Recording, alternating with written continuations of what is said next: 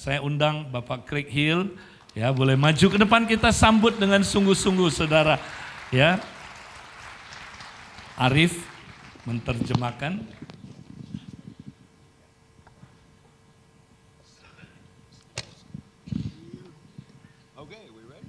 Good morning. Selamat pagi.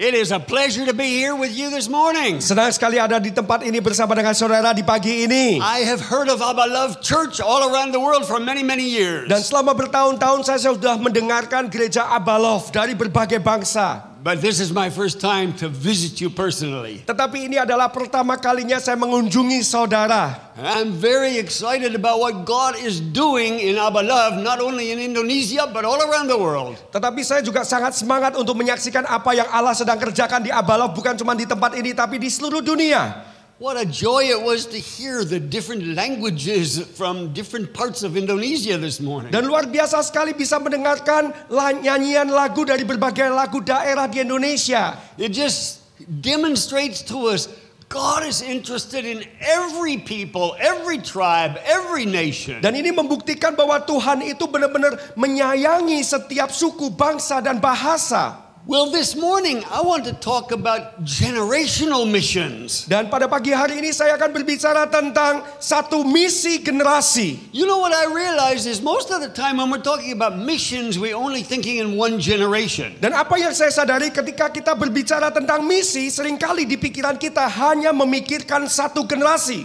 People just think, what can I do in my generation to reach people? Orang-orang hanya berpikir apa yang harus aku lakukan untuk dapat menjangkau orang-orang di generasiku. But just think what you can do in 3 or 4 generations. Tetapi coba pikirkan apa yang saudara dapat lakukan untuk generasi ketiga dan keempat. Your grandchildren, your great-grandchildren. Cucu-cucu saudara, cicit-cicit saudara. Who will they be?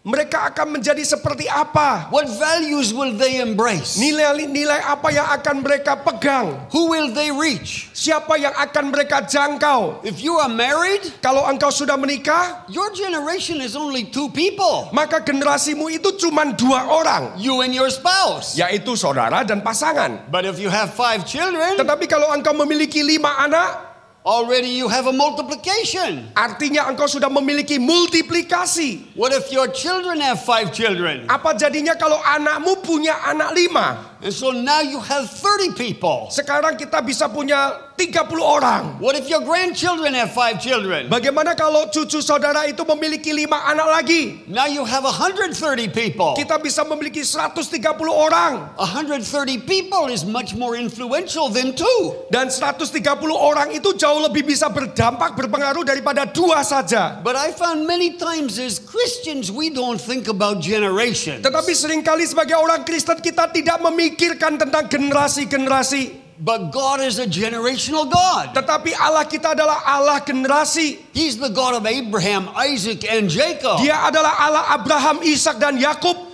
God has always worked through families. Bagaimana Allah selalu bekerja melalui keluarga. Let's look in Genesis chapter 1. Mari kita lihat di dalam Kejadian pasalnya yang pertama. This is a very well-known scripture. Dan ini adalah sebuah ayat yang begitu terkenal. This is the first command for all people. Dan ini adalah perintah pertama untuk semua manusia. God told us we were supposed to do 5 things. Dan Tuhan memerintahkan kita untuk melakukan 5 perkara. And let's read verse 27 and 28. Kita akan membacakan Kejadian 1, 27, 28. Do I need an English?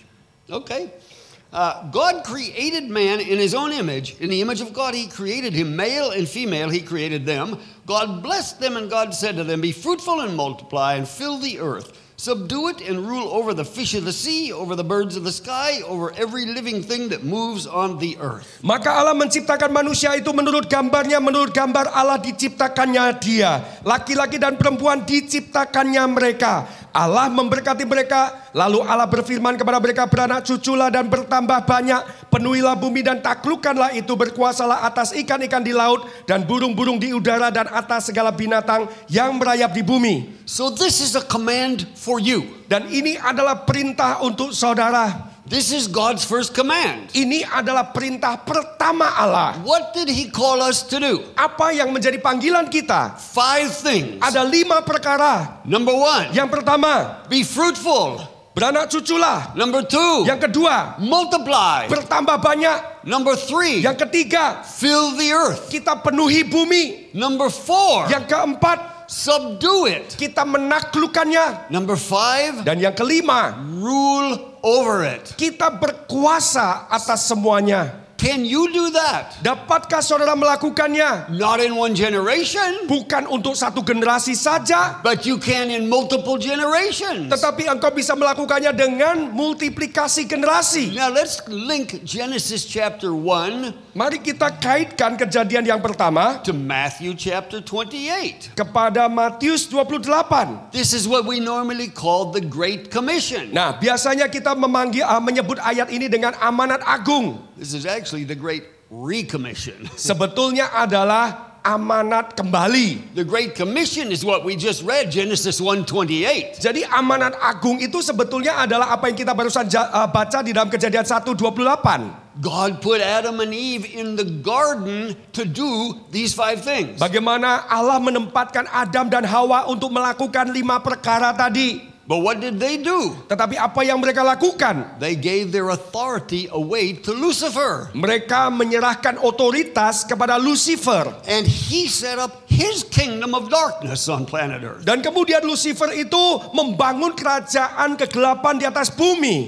And Lucifer or Satan released on your sin, death, darkness, sickness, disease. Dan kemudian Lucifer atau si setan itu melepaskan segala sakit, penyakit, kelemahan, kemudian kematian atas bumi kita. You know what else Satan did is he began to capture entire nations Dan apa yang dia lakukan? Dia menangkap seluruh bangsa-bangsa and subject nations to demonic spirits. dan menaklukkan bangsa-bangsa kepada pengalaman-pengalaman demonik, To false idols kepada ilah-ilah palsu. that were worshipped, for example, in Greece. Dan contohnya kalau di Yunani mereka menyembah, You have Greek gods like Zeus and Hermes. yaitu Zeus, Hermes. These are not just mythology. Ini bukan sekedar mitos. These are powerful, corrupt angels that presented themselves as gods over nations. Tetapi mereka adalah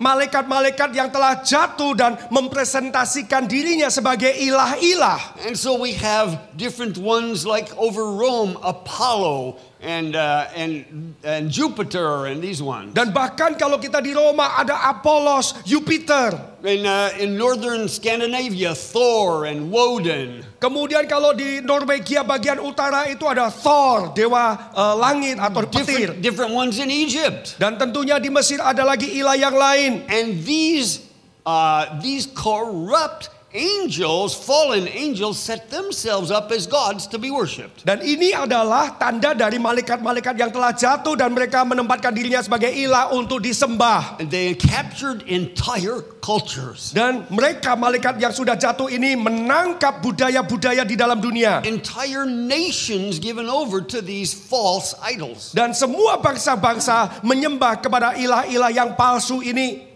But Jesus came to earth. Tetapi kemudian Tuhan Yesus datang ke tengah dunia. He died. Dia mati. He rose from the dead. Dia bangkit dari kematian. And he said this in Matthew 28. Dia katakan hal ini di dalam Matius pasalnya yang ke-28. Verse 18 he said, Di dalam ayatnya yang ke-18 dia berkata, all authority has been given to me in heaven and earth. Kepadaku telah diberikan segala kuasa di sorga dan di bumi. When Jesus rose from the dead, Ketika Yesus bangkit dari kematian, he took something back from the devil. dia mengambil sesuatu kembali, merebut dari si iblis. What did he take? Apakah yang diambil oleh Yesus? What did he take back? Apa yang diambil kembali oleh Yesus dari tangan iblis? Authority. Otoritas. How much of it? Berapa banyak? All authority. Segala kuasa atau otoritas, segala. He took authority away from the devil and the entire kingdom of darkness. Dan dia mengambil kembali segala kuasa dari kerajaan kegelapan dari tangan si iblis. He rose from the dead. He said, all authority has been given to me in heaven and earth. Dia bangkit dari kematian, dia katakan bahwa segala kuasa di surga dan di bumi telah diberikan kepadaku. What did he do with his authority? Apa yang dia lakukan dengan otoritas itu? Did he take it with him back to heaven? Apakah dia bawa segala kuasa kembali ke surga? No. Tidak. He gave it to his disciples. Dia memberikannya kepada murid-muridnya. His ecclesia. Eklesianya. Who is the ecclesia? Siapakah eklesia Tuhan? That's you. Kita, saudara. That's us. Itu adalah kita.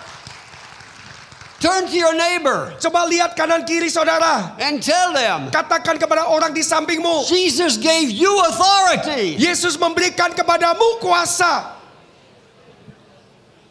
He gave us his authority Tuhan memberikan kepada kita otoritasnya to do what? untuk melakukan apa? Let's see what he told us to do. Mari kita lihat apa yang Tuhan perintahkan kita lakukan. He said, because I took back authority for the enemy and I gave it to you, Dan Yesus katakan karena aku sudah merebut kembali otoritas itu dan memberikannya kepadamu. now therefore do what? Nah sekarang oleh sebab itu lakukan apa? Go and make disciples of all the nations. Pergilah jadikanlah semua bangsa apa? Muridku.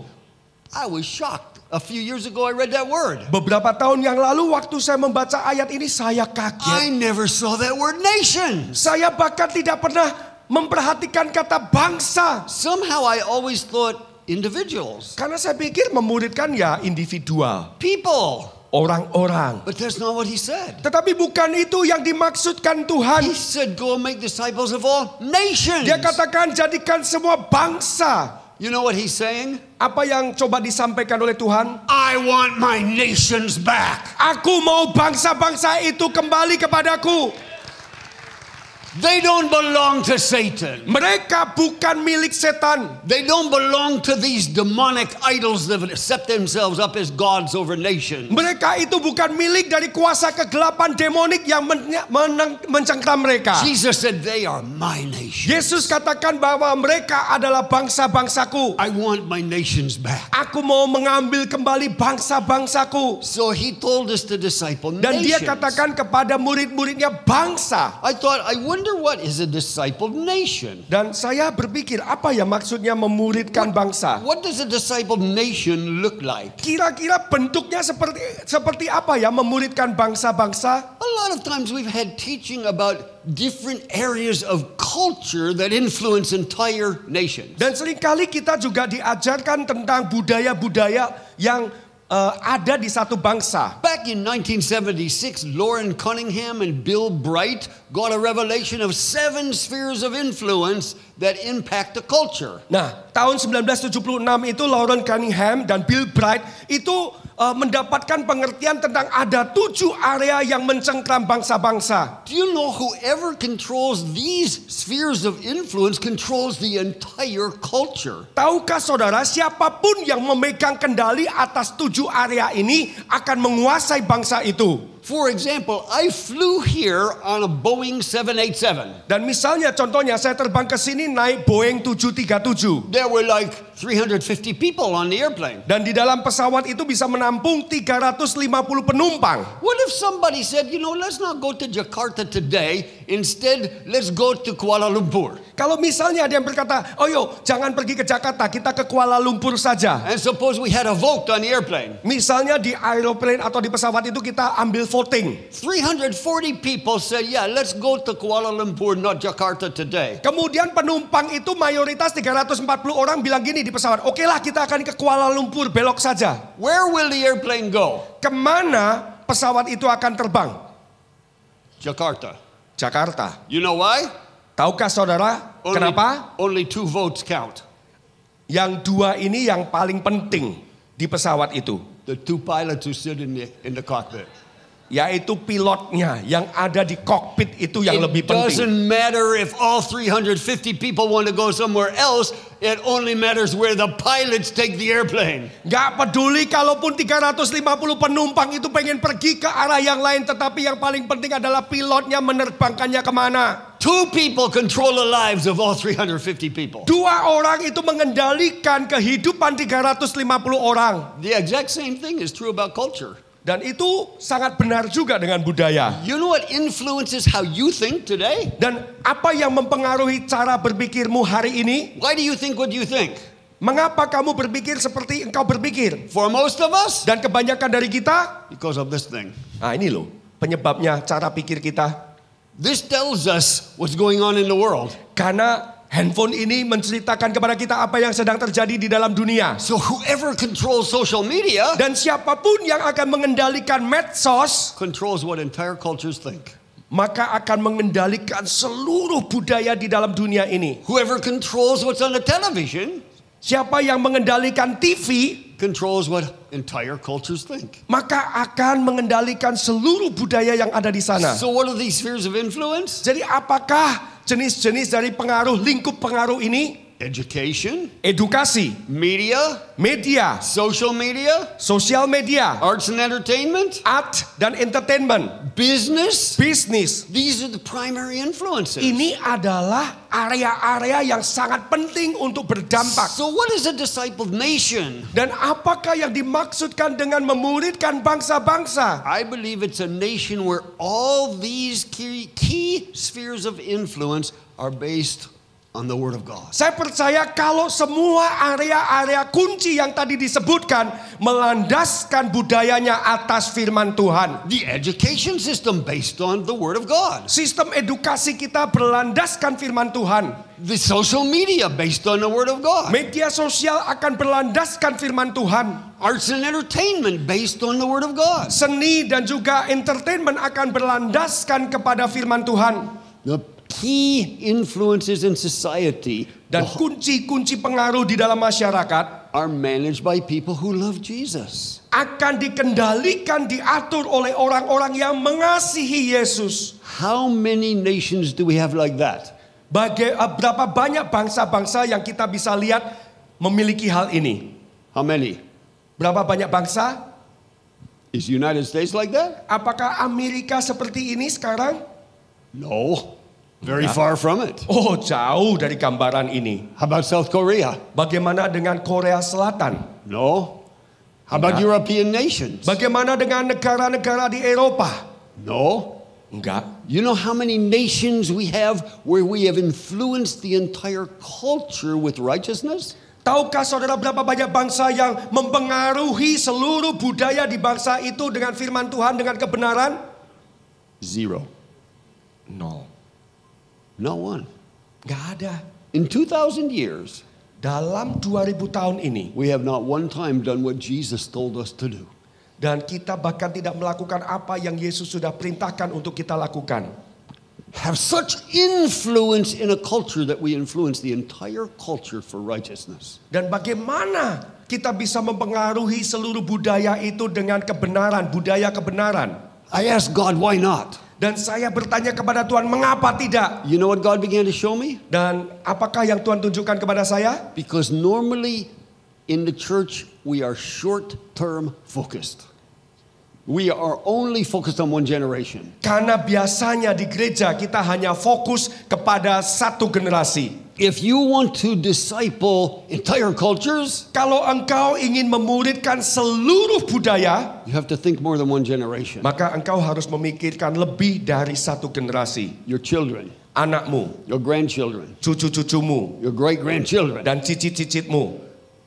If you are a father or mother, Kalau engkau adalah seorang ayah atau ibu, you are carrying seed. engkau membawa satu benih. You will deposit that seed in the lives of your children. Dan engkau harus menanamkan benih itu di dalam kehidupan anak-anakmu. Seed of godly values in your life. Yaitu benih kebenaran firman Tuhan di dalam kehidupanmu. Do you know how you disciple entire cultures? Tahukah saudara bagaimana engkau bisa memuridkan seluruh budaya? You start by discipling your family. Yaitu dimulai dengan memuridkan keluargamu. Disciple your children, Memuridkan anak-anakmu. your grandchildren, Memuridkan cucu-cucumu. your great-grandchildren. Dan memuridkan cicit-cicitmu. You know we have a crisis in the United States. Dan saudara tahu ada krisis di Amerika Serikat. in the church. Dan bahkan di gereja. The crisis is this. Dan krisis itu adalah We are losing our young people from the church. mereka kehilangan banyak anak muda di gereja-gereja. Do you know, here's our statistic. Dan saudara tahukah statistiknya? Between 65 and 90% of the kids that grow up in church do not continue walking with Jesus in adult life. 65% sampai 90% anak-anak yang bertumbuh di gereja waktu mereka beranjak dewasa meninggalkan gereja. Well, you cannot disciple a nation if you're losing each generation. Saudara tidak mungkin memuridkan bangsa-bangsa kalau engkau kehilangan generasi. Do you know, I noticed this is the same in South Korea. Dan saya tahu ini juga sama dengan Korea Selatan. It's the same in Europe. Dan ini sama dengan negara-negara Eropa. In many nations, it's the same. Dan banyak negara juga mengalami hal yang sama. I don't know what your statistics are in Indonesia. Saya nggak tahu statistik di Indonesia semacam apa. But our first responsibility is disciple our own family. Tetapi salah satu yang utama adalah kita memuridkan terlebih dahulu keluarga kita. I began asking many young people, why are you not walking with Jesus? Dan saya mulai bertanya kepada banyak anak muda, kenapa engkau tidak berjalan bersama dengan Yesus lagi? Do you not understand the gospel? Apakah engkau tidak memahami Injil? No, they understand the Oh gospel. tidak, mereka sangat faham tentang Injil. They went to church all their growing up years. Karena mereka ketika bertumbuh dewasa, mereka bertumbuh di gereja. Do you know what happened? Apa yang terjadi? They got wounded in their family. Mereka terluka di dalam keluarga. Parents offended them. Karena orang tua itu menyinggung perasaan mereka. And when parents wound their children emotionally, Dan ketika orang tua itu melukai secara emosi anak-anaknya, do you know what children do? apa yang dilakukan oleh anak-anaknya? They disconnect emotionally. Mereka akan memutuskan hubungan emosi. They put a wall between them and their parents. Maka mereka akan membangun tembok antara orang tua dan diri mereka. But they do need to connect emotionally with somebody. Tetapi mereka toh harus perlu sebuah koneksi emosi dengan seseorang. So who do they connect with? Dan kira-kira mereka berkoneksi dengan siapa? Somebody on the internet? Oh, seseorang yang ada di Somebody internet. at school? Seseorang yang ada di sekolah. Some pop star, movie Oh, star? mungkin adalah satu bintang film atau penyanyi pop. And somebody else disciples our kids Dan mereka yang akan memuridkan anak-anak kita with values that are not from the Word of God. dengan nilai-nilai mereka yang tidak sesuai dengan firman Tuhan. And God showed me this. Dan Tuhan menunjukkan kepada saya hal ini. If you have a family mission, Kalau engkau punya misi keluarga, how do you ensure your children will walk in the same values and mission that you do? bagaimana engkau bisa memastikan bahwa anak-anakmu akan berjalan sesuai dengan nilai-nilai keluargamu dan misi keluargamu? How do you ensure your grandchildren and great-grandchildren will walk in the values of your family? Bagaimana engkau memastikan anak atau cucu-cucumu dan cicit-cicitmu akan berjalan sesuai dengan nilai-nilaimu dan misi keluargamu? The key is you have to retain emotional connection within your own family. Kuncinya bahwa engkau harus menjaga ada koneksi emosi antara engkau dan anggota keluargamu. How do you retain emotional connection? Bagaimana engkau bisa menjaga koneksi emosimu? God showed me a key in His Word. Dan Tuhan menunjukkan kepada saya kuncinya dari firman Tuhan. The key to emotional connection in families Dan kunci dari sebuah keterikatan emosi di tengah keluarga is a biblical concept called blessing. adalah sebuah konsep Alkitabiah tentang berkat, blessing. We use that word blessing very lightly. Dan kita memakai kata berkat itu dengan cukup ringan. I mean, even in English, when somebody sneezes, we say, God bless you. Dan bahkan di budaya barat kalau ada orang yang bersin gitu ya, langsung sebelahnya akan ngomong, God bless you, Tuhan berkati kamu. We use that word lightly. Oh, bless you, brother. Kita menggunakannya dengan ya sepele, mengatakan Tuhan berkati, GBU. What does it mean? Artinya apa? It means nothing. Ya, nggak ada arti yang mendalam. But I began to study this word blessing. Tetapi saya mulai mempelajari arti kata blessing. Blessing is the key to transference of generational mission and values. Dan berkat ini merupakan sebuah cara kunci untuk bisa mengimpartasikan nilai-nilai dan misi keluarga. You know what I notice? Jewish people naturally do this. Dan saya perhatikan bahwa orang-orang Yahudi secara alamiah natural akan melakukan hal ini. Do you know that Jewish people prosper in every culture where they live? Tahukah saudara bahwa orang-orang Yahudi ini dimanapun mereka berada, mereka selalu sukses? What do? Apa yang mereka lakukan? They know how to bless their children Mereka tahu bagaimana memberkati anak-anak mereka. in ways that most Christians don't. Dengan cara-cara yang sebagian banyak orang Kristen tidak ketahui. Do you know in the United States, Tahukah saudara kalau di Amerika Serikat, Jewish people win 25% of all the Nobel Prizes?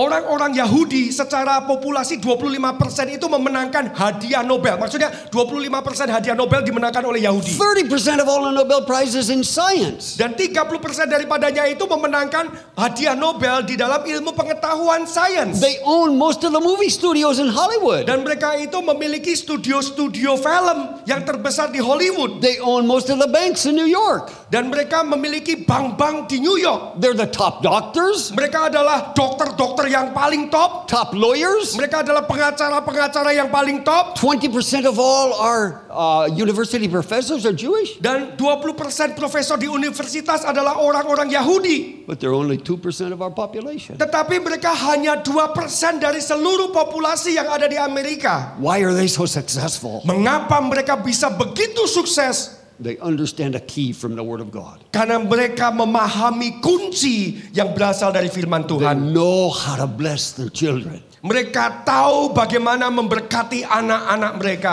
They have a habit in their culture. Mereka memiliki sebuah kebiasaan di dalam budaya mereka. Once a week, Setiap minggunya, sekali dalam seminggu, Friday night, misalnya hari Jumat malam, the beginning of Shabbat, yaitu permulaan dari hari Sabat mereka, they have dinner together. mereka akan makan malam bersama-sama. Do you know in our modern culture, that's a miracle right there. Buat kita di dalam era modern ini untuk bisa makan malam bersama-sama Our mujizat. culture is so busy, most families cannot find one night to have dinner together. Semua orang itu begitu sibuknya sehingga untuk kumpul makan malam seminggu sekali itu sulit sekali. But Jewish people make it a priority. Tetapi buat orang-orang Yahudi mereka menempatkan sebagai prioritas. Every Friday night, Setiap Jumat malam they don't have other meetings. mereka tidak akan membuat meeting yang They lain. don't go to sports events. Mereka tidak akan mengunjungi pertandingan They olahraga. say, oh, it's our family night. Oh, ini malam nanti adalah family night. They have dinner together. Mereka akan makan malam bersama. After dinner, Dan setelah makan malam, you know what that father does? apa yang dilakukan seorang ayah? He looks his wife in the eyes Maka seorang ayah akan menatap mata istrinya. and he blesses her. Dan ayah ini akan memberkati istrinya. He says something like this: Dan kira-kira bunyinya demikian. My beautiful wife, Istriku yang cantik, I love you. aku mengasihimu. You're the most beautiful woman on planet Earth. Engkau adalah wanita yang paling cantik di seluruh muka bumi ini. Our children are so blessed you are their mother. Dan anak-anakku itu diberkati karena mamanya. I'm so blessed you are my wife. Dan aku begitu diberkati bahwa engkau adalah istriku. And then he reads Proverbs 31 Lalu pria ini membacakan sebagian dari Amsal 31. about the virtuous woman. Oh, tentang wanita bijak. And he personalizes it. Dan dia akan personalize, membuatnya sesuai konteksnya. He says, you are an industrious woman. Engkau adalah wanita yang pebisnis. You rise early in the morning. Karena engkau itu bangun pagi-pagi. You are a woman of prayer who seeks God. Engkau adalah seorang wanita yang berdoa, yang mencari Tuhan. Many women have done nobly. Many women have done are very successful. Dan banyak wanita-wanita itu melakukan perkara yang dahsyat, yang sukses. But you exceed them all. Tetapi kamu melampaui semua wanita-wanita itu. I love you.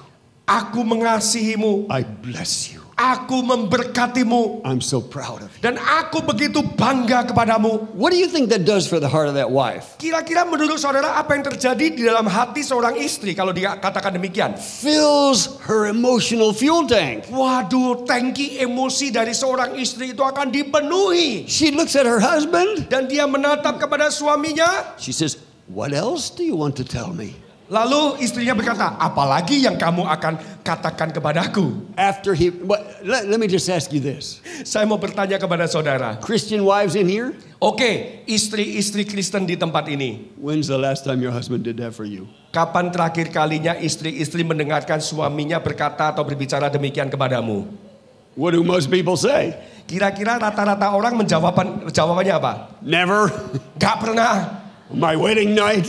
Oh, mungkin waktu malam pertama setelah wedding. Do you know many of the Jewish people, They don't even believe in the God of Abraham, Isaac, and Jacob. Tahukah saudara bahwa kebanyakan mayoritas orang Yahudi tidak percaya kepada Allah Abraham, Ishak dan Yakub? Many are atheists and agnostics. Mereka itu ateis, agnostik, tidak percaya Tuhan. Why do they do this? Tetapi mengapa mereka masih melakukannya? Cultural tradition. Karena tradisi budaya. If atheist Jews can bless their family, why not us? Kalau orang ateis Yahudi bisa memberkati keluarganya, mengapa kita tidak bisa?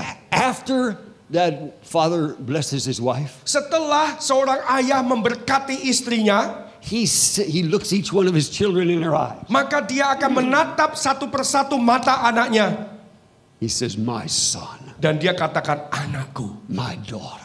anak laki-lakiku dan perempuan. You're not an ordinary boy. Kalian itu bukan cuma anak-anak biasa-biasa. You're connected by covenant to the God of Abraham, Isaac, and Jacob. Engkau terkoneksi dengan sebuah perjanjian dengan Allah Abraham, Ishak dan Yakub. That makes you different than all the other kids out Itu there. yang membuat engkau berbeda dengan anak-anak lainnya. You can expect the good hand of your God to be over you all the days of your life. Dan engkau bisa berharap bahwa Allahmu akan selalu melindungi engkau beserta engkau seumur hidupmu. Son, Anakku laki-laki, I bless you. aku memberkati I engkau. love you. Aku mengasihi engkau. I'm proud of you. Aku begitu bangga You akan will engkau. prosper in everything you set your hand to. Dan engkau akan selalu sukses dengan apapun yang tanganmu kerjakan. And he says that every Friday night. Dan setiap Jumat malam ayahnya akan mengucapkan hal ini. What do you think will happen in the adult life of that son? Kira-kira menurut saudara apa yang terjadi ketika anak-anak ini menjadi dewasa? Exactly what his parents prophesied. Tepat sebagaimana yang sudah dinubuatkan oleh bapaknya, ayahnya. He will prosper Maka dia akan sukses in his adult life. di dalam kehidupan dewasa mereka. And so what happens in many Christian families? Dan apa yang terjadi di rata-rata kebanyakan orang Kristen? All children hear is correction. Anak-anak hanya mendengarkan koreksi. The things they did wrong. Oh, hal-hal yang mereka telah lakukan dengan salah. The things their parents are disappointed in. Bagaimana orang tuanya begitu kecewa. And what happens in their adult life? Ketika anak-anak ini tumbuh dewasa, apa yang terjadi dengan mereka? They feel like a disappointment. Mereka merasa aku ini sebuah kegagalan, aku They're ini membuat kecewa. constantly striving to somehow please their parents. Dan mereka berjuang untuk menyenangkan hati orang tua mereka. Here's what I began to realize. Dan inilah yang kemudian saya sadari. Why don't we put in our family a similar habit? Kenapa tidak kita terapkan sebuah kebiasaan yang sama? Every week, Setiap minggu, pick a night. setiap pilih aja malam yang mana. Have dinner together. Kita akan makan malam bersama. Bless your wife. Kita memberkati istri kita. Bless your husband. Kita memberkati suami kita. Look each one of your children in the eyes Lalu tatap mata anakmu satu persatu. and bless your children. Dan berkati anak-anakmu. Would you tell them to reset the time on that clock because it disappeared and I don't know how much is left. Bisa nggak di reset lagi waktunya? Saya nggak tahu berapa lama lagi waktunya. Unless it's done now. Kalau enggak sudah selesai nih ya. Tapi boleh ya lanjut dulu ya. And so every single week, Jadi setiap minggu it's like programming a computer. ini seperti sudah terprogram di komputer gitu ya. I love you. Aku mengasihimu. I bless you. Aku memberkatimu. I'm proud of you. Dan aku begitu bangga akan engkau. You will prosper. Engkau akan sukses. You will, when you marry, Dan ketika engkau menikah, your marriage will prosper. maka pernikahanmu akan berhasil. Your children will prosper. Anak-anakmu akan berhasil. You will fulfill your destiny that God has for you. Engkau akan menggenapi destiny yang Tuhan sudah sediakan bagimu. One woman told me this. Dan suatu kali ada seorang wanita yang bercerita kepada saya. She said, I tried that last week. Oh, aku baru saja mencoba hal ini minggu lalu. It didn't work. Tapi kok gak berhasil? She said, I have a 16-year-old son. Dia katakan anakku itu 16 tahun, seorang laki-laki. After dinner, my husband and I said, oh son, we want to bless you. Kemudian setelah makan malam minggu lalu, saya dan suami saya berkata kepada anak laki-laki kami, aku mau memberkati kamu. He was wearing a hoodie. Dia pakai jaket yang ada kerudungnya, She said, tudungnya. as soon as we sat down to bless him, Dan ketika kami mau memberkati anak laki-laki kami, he took his hood maka anak laki-lakinya pegang kerudungnya, tudungnya, and he did this. dan dia lakukan demikian. She said, how do I bless somebody that won't look at me? Wanita ini bertanya kepada saya, bagaimana aku bisa memberkati anakku kalau dia juga tidak mau memandang mataku? I said, why do you think he did that? Saya tanya, menurut ibu kenapa anak ibu melakukan ini? She said, I don't know. Aku nggak tahu. I said, I can tell you.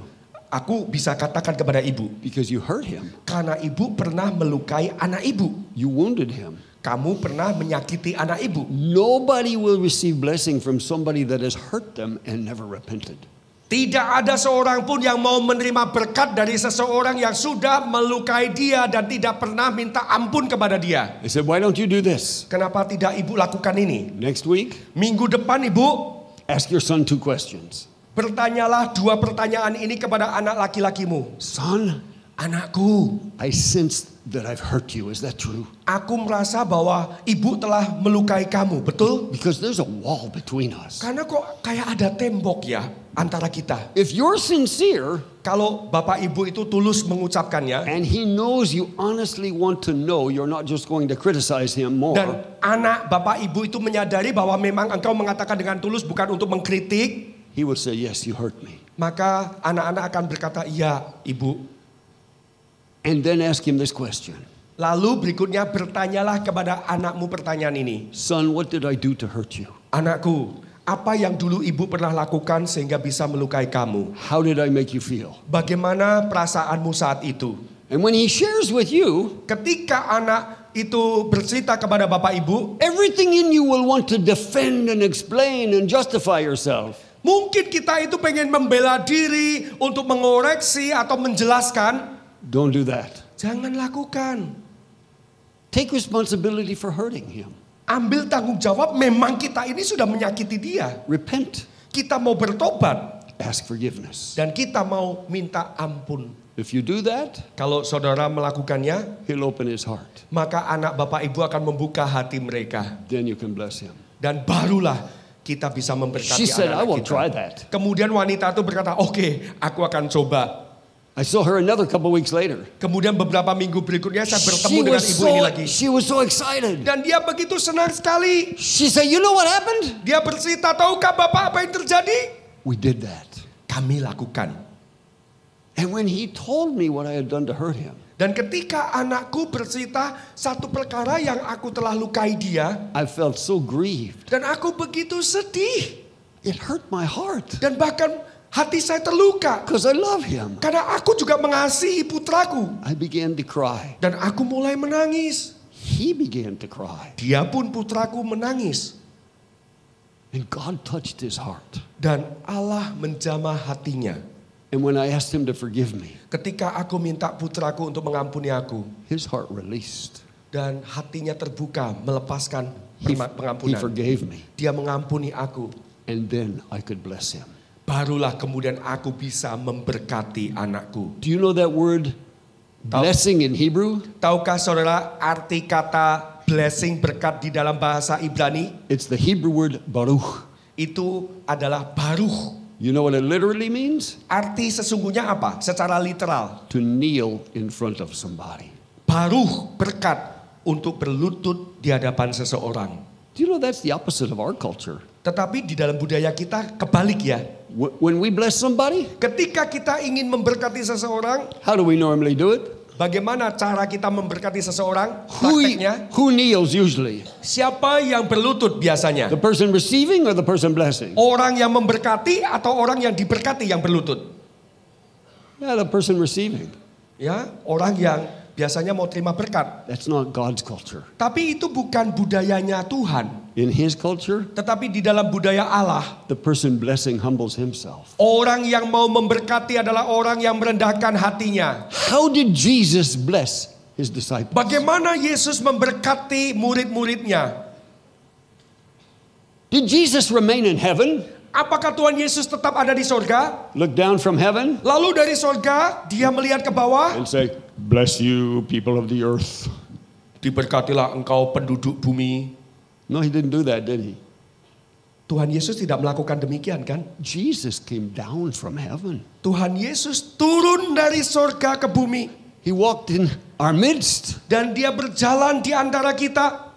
He came to his disciples. Dia datang di tengah murid-muridnya. He took off his coat. Lalu dia melepaskan jubahnya. And from this position, Lalu dari posisi inilah, from here, dari sini, he washed their feet.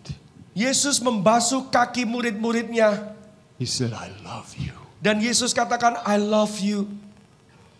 You're an awesome man of God. Engkau adalah pria yang luar biasa di dalam Tuhan. You're an awesome woman of God. Engkau adalah wanitanya Allah yang luar biasa. I'm so proud of you. Aku begitu bangga kepadamu. I bless you. Dan aku memberkati kamu. I bless you. You have such a tender heart before God. Aku memberkati engkau karena engkau memiliki hati yang begitu lembut di hadapan Tuhan. When the Father looks at you, Dan ketika Bapa menatap kepadamu, he said, you're so precious to me. Bapa berkata, engkau begitu berharga di mataku. Look at me. Lihat saya. He said, I love you. Dan Bapa berkata, I love you. Aku mengasihimu. From this position, Dari posisi ini. what if you do this every week with your children? Apa jadinya kalau engkau melakukan hal ini setiap minggunya terhadap anak-anakmu? What do you think will happen? Menurut saudara, kira-kira apa yang akan terjadi? You'll change the lives of your children, Engkau mengubahkan kehidupan anak-anakmu. your grandchildren, Engkau mengubahkan kehidupan cucu-cucumu. your great-grandchildren. Engkau mengubahkan kehidupan cicit-cicitmu. Let me ask you this. Saya mau bertanya pertanyaan ini. How many would be willing to do that every week? Berapa banyak dari saudara mau melakukan hal yang baru saja dibagikan setiap minggunya? Raise your hand if you could. Angkat tanganmu kalau engkau berkomitmen mau melakukan hal ini. Starting this week, Mulai dari minggu ini, you just find one night. engkau hanya temukan satu malam You bless your children. untuk memberkati anak-anakmu, You bless your family. untuk memberkati keluargamu. If you do that, Kalau engkau melakukannya, you will disciple your city maka engkau akan memuridkan kotamu through your children, melalui anak-anakmu, your grandchildren, melalui cucu-cucumu, your great-grandchildren. dan melalui cicit-cicitmu. And you will do what Jesus told us to do in Matthew 28. Dan artinya engkau melakukan apa yang Yesus perintahkan engkau lakukan di dalam Matius pasal yang ke-28. Let me pray for you. Biarkan saya berdoa buat saudara. Father, I thank you for every individual, Bapak, aku bersyukur untuk setiap pribadi every couple, dan setiap pasangan, every family. setiap keluarga. I bless you this day Aku memberkati mereka pada hari ini to be a blessing, untuk menjadi berkat, to bless your children, untuk memberkati anak-anak mereka, to use the key God put in your hand, untuk menggunakan kunci yang Allah sudah tempatkan di tangan mereka, to disciple the generations, untuk memuridkan generasi-generasi, and to disciple your city. dan untuk memuridkan kota-kotamu. I bless you in the name of Jesus. Aku memberkati engkau di dalam nama Yesus. Amen. Amin. Last thing, Yang terakhir, some books, ada beberapa buku they're in the lobby, ada di lobby, first floor. di lantai bawah ya, Talk lantai 1. to Sister Sophie. Nah, silakan temui Kak Sofi, ya Kak Sofi di bawah. If you're interested in books. Kalau engkau ingin membeli buku saya, God bless you. Tuhan memberkati. Wow. Thank you Pastor Craig. Boleh duduk sebentar saudara. Nah, hari ini saudara kita sungguh dapat berkat. Yes. Kalau kita saudara nggak punya keluarga yang di dalamnya ada berkat, nggak mungkin saudara anak-anak kita menjadi anak-anak yang memberi impact buat kotanya, impact buat bangsa-bangsa. Makanya misi saudara nggak mungkin bisa berhasil kalau tidak melalui keluarga seperti yang tadi. Nah karena itu saudara, kami akan ke depan banyak mengajar tentang bagaimana menjadi keluarga yang adalah apa saudaraku, komunitas kerajaan. Kita mau bangun ini saudara. Ya, yang tadi dia ajarin saudara, nanti secara praktikal kita akan saudaraku ngalamin itu. Mulai dari kompak-kompak, komsel-komsel ya, kita akan alamin saudara. Kita akan jadi komunitas yang saudaraku ada berkat di dalamnya. Ada yang bilang amin? Nah dengar, berkat itu apa saudara? Kalau di perjanjian baru, berkat itu sedikit tekanannya agak lain sama berkat di perjanjian lama. Ya, kalau berkat di perjanjian baru itu, pencuri datang untuk apa? Mencuri, membunuh dan membinasakan. Tapi aku datang untuk memberikan hidup, dan hidup dalam segala kelimpahan. Nah ini, jadi berkat dalam perjanjian baru, saudara, bukan soal uang, bukan soal sukses kerjaan, semuanya itu baik, saudara. Tapi berkat yang Tuhan maksudkan itu adalah hidup di dalam Kristus.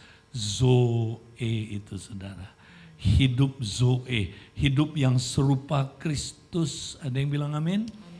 Jadi saudara doain supaya anakmu punya hidup berkelimpahan. Hidup Zoe itu, saudara. Hidup yang luar biasa, hidup yang berbeda dengan yang ada di dunia ini. Amin? Nah, bedanya gini, saudara. Hidup ini ya nggak bisa lepas dari penderitaan.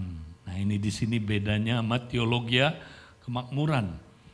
Ya, jadi kita walaupun diberkati berkelimpahan, ada penderitaan, saudara. Ya, nah ini nggak boleh hilang ya. Jadi saudara, mari kita berkati anak-anak kita, saudara, supaya mereka mengalami Zoe itu, saudara, hidup yang berkelimpahan. Ingat, hidup yang berkelimpahan itu hidup seperti, bilang keras-keras, hidup seperti Kristus. Nah, kita mau bawa message ini ke bangsa-bangsa, saudara. Itulah misi. Kita nggak boleh berhenti, saudaraku, bawa ini kepada bangsa-bangsa. Nah, makanya saudara, kita hatinya hati misi. Kita ingin bangsa-bangsa dijangkau. Itu sebabnya tiap akhir bulan, saudara, kita selalu ya diingatkan. Kita mau berpartisipasi dalam penjangkauan bangsa-bangsa dengan 3D. Masih ingat apa, saudara? Ya, pertama doa, kedua apa, saudara? Daya, kita bisa ada yang diutus, dan yang ketiga adalah dana. Nah, saya mau kita lihat laporan dana misi kita, saudara, ya, atau investasi misi kita.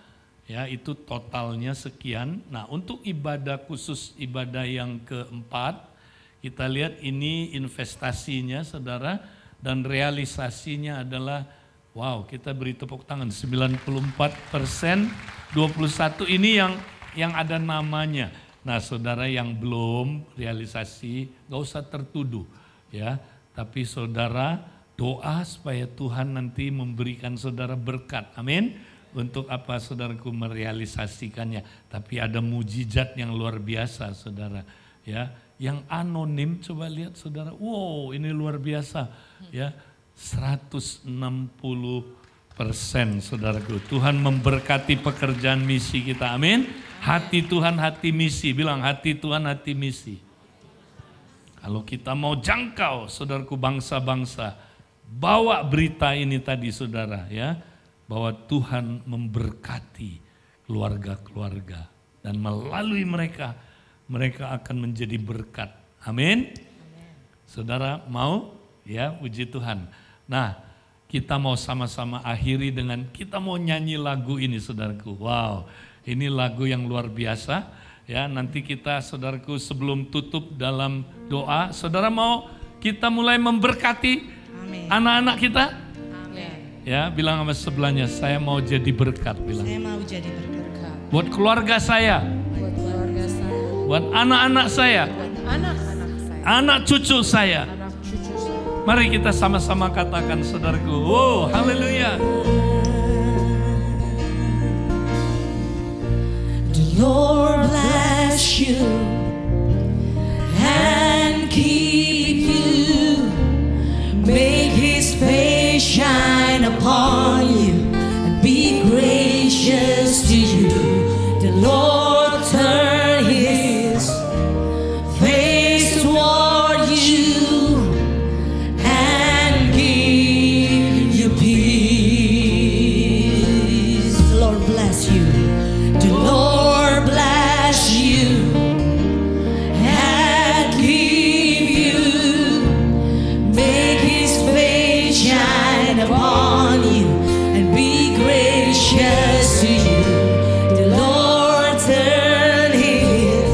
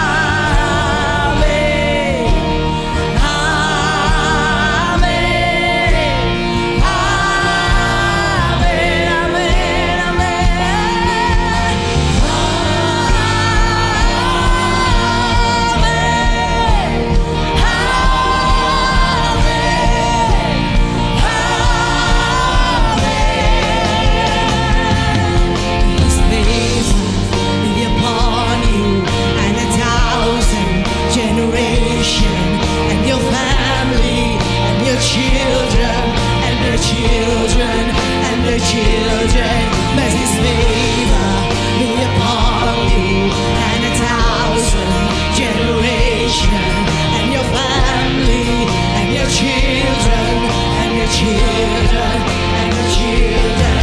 May His favor be upon you and 1,000 generations, and your family, and your children, and the children, and the children. Let the favor be upon you and 1,000 generations, and your family, and your children, and the children, and the children. May His presence go before you and behind you and beside you, all around you and within you. He's with you, He's with you in the morning, in the evening, in your coming and your going, and your weeping and rejoicing. He's for you, He's for you, He's for you, He's for you, He's for you, He's for you.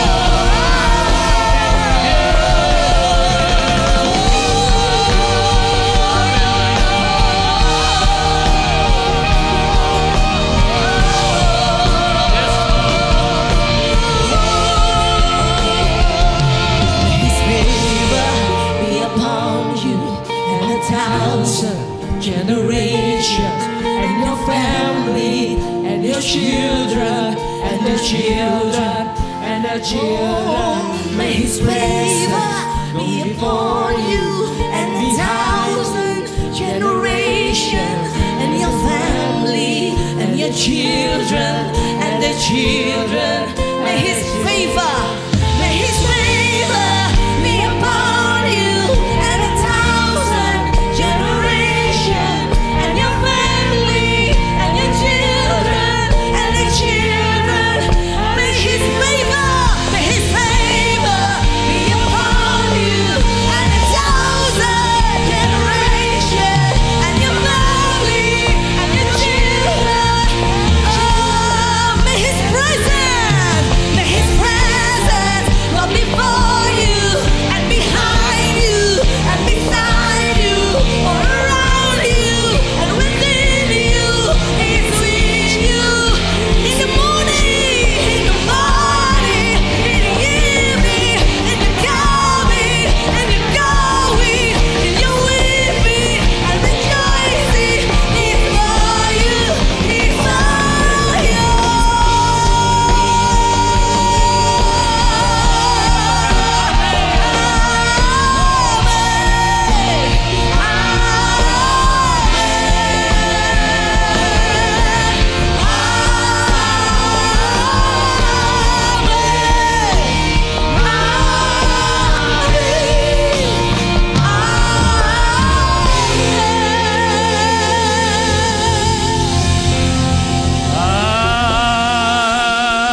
Amin.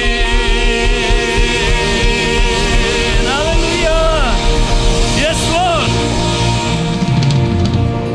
Mari kita siapkan persembahan kita. Tuhan, kami bersama-sama mau memberi yang terbaik Tuhan.